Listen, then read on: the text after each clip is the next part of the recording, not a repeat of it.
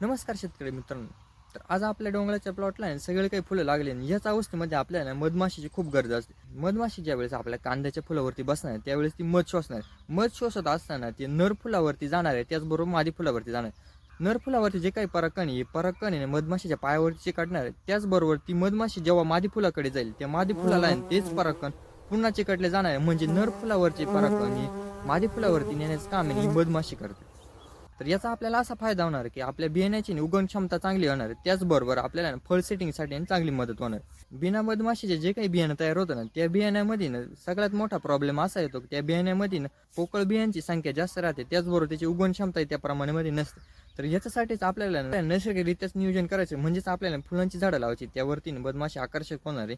त्याचपासून आपल्याला भरीव बी असं तयार होणार आहे आणि त्याची उगवण क्षमताही चांगली असणार. तर याच्यासाठी आपण फुलांची झाडं लावली होती. त्या फुलांच्या झाडांमध्ये आपण झेंडू, त्याचबरोबर सूर्यफुलं आणि मोहरी लावली होती. व्हिडिओमध्ये तुम्ही मोहरी बघू शकता का मोहरीवरती कशा प्रमाणामध्ये फुलं लागली आणि त्याचबरोबर त्या मोहरीवरती मधमाशी आकर्षित झाली.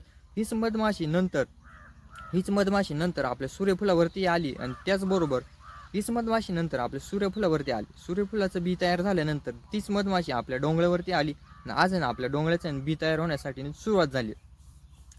तुम्ही मधमाशी बोलावण्यासाठी कोणते कोणते उपाय केले ते कमेंट करून नक्की सांगा. आणि अशाच माहितीसाठी आपल्या पेजला फॉलो नक्की करा. धन्यवाद.